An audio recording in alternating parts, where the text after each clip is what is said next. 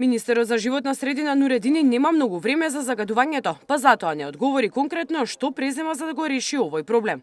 Накратко ги повтори веќе познатите владини стратегии и потенцира дека се работи за комплексен проблем.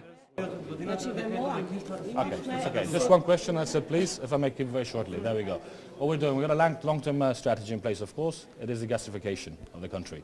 That is one of the longest-term strategies. In the short term, we have to take all the necessary means to stop the extra pollution we're generating, such as fires. The industry needs to be controlled better. We will control it better. We will review the different companies that have the licenses of integration A and B. And we will do everything necessary that is possible in the short term. И за време на конференцијата посветена на загадувањето и отпадот, Нуредини кој беше учесник не даде конкретен одговор. Колку загадувачи се лоцирани и колку казни се изречени до сега. Не можам да ви одговор колку казни сме дале, меѓутоа координацијата ќе се одржи во петок, секако ќе бидете информирани за тоа. Контактиравме, побаравме извештаи од сите инспекторати и ќе имаме транспарентен извештај.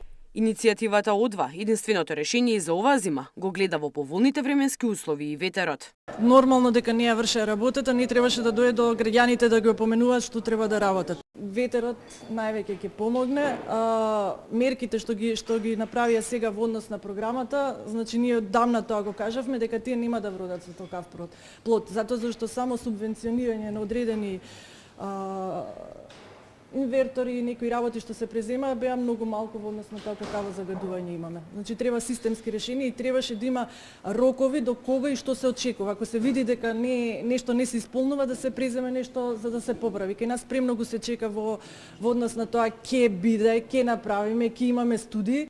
И опозицијската ВМРО-ДПМН ја обвинува власта за неуспешни мерки, субвенции и популизам за намалување на загадувањето. Сега власта преку Министерството за економија влегува во предизборен популизам со распределба на 250.000 евра за субвенционирање на неполни 900 плински уреди за автомобилите.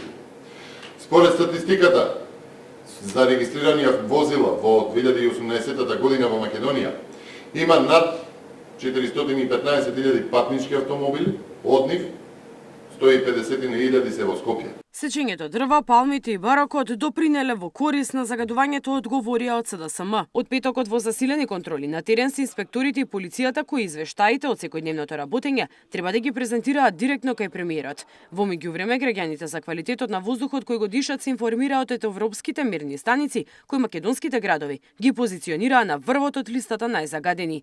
Од 18 инструменти, 12 веќе долго време не даваат резултати. Расипаните ќе биле променети до крајот на оваа година, најави од Министерството за животна средина. Мирена Давидовска, Сител телевизија.